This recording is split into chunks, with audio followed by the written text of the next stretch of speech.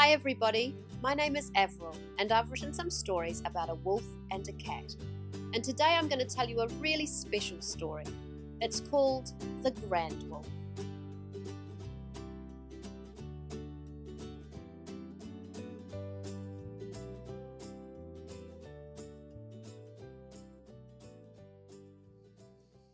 Once in a while on a clear sunny day, Wolfgang would go to the Grand Wolf's to play. Across fields of buttercups, just past the trees, stood his house among poppies that laughed in the breeze. The Grand Wolf was gentle, with kind, smiling eyes.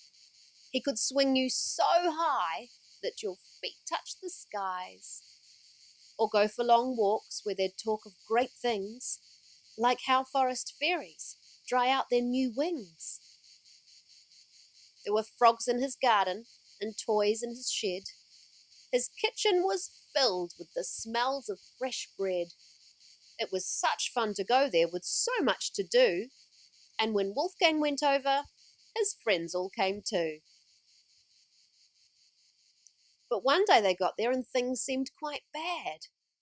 The sky had turned grey and the frogs all looked sad. The pretty bright poppies were wrinkled and dried.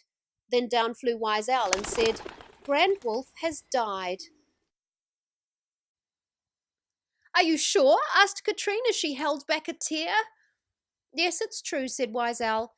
"He is no longer here."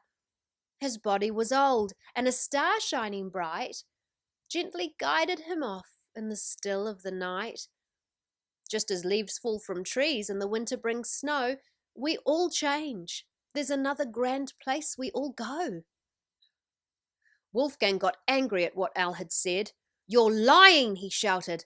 "The Grand Wolf's not dead. He wouldn't just leave us. That's not what he'd do. Look, he's there in the field. I can see him.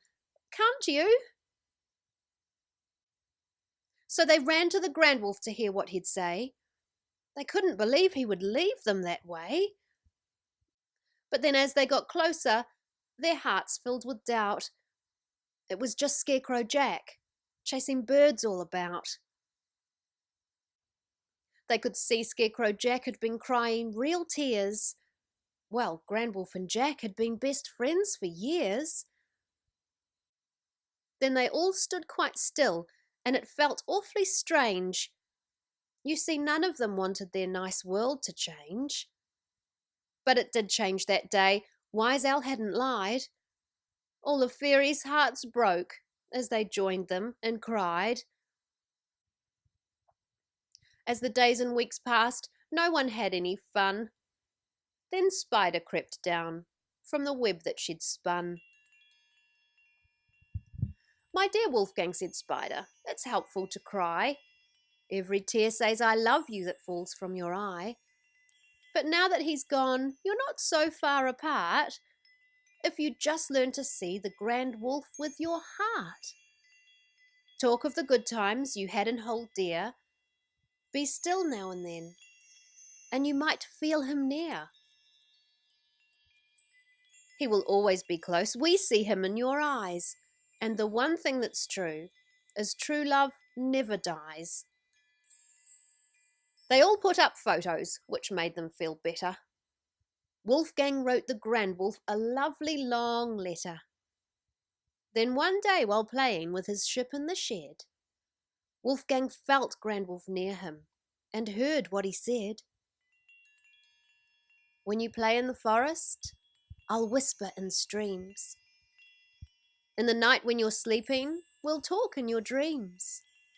In buttercup fields, we'll hold hands as we run. You'll feel all of my love from the warmth of the sun. My voice will go with you like winds in the sky. I'm here in your heart if you'll keep me close by." Wolfgang felt happy and peaceful inside. His heart started glowing with feelings of pride. Then he watered the flowers till a big moon rose bright, and his friends built a fire to welcome the night.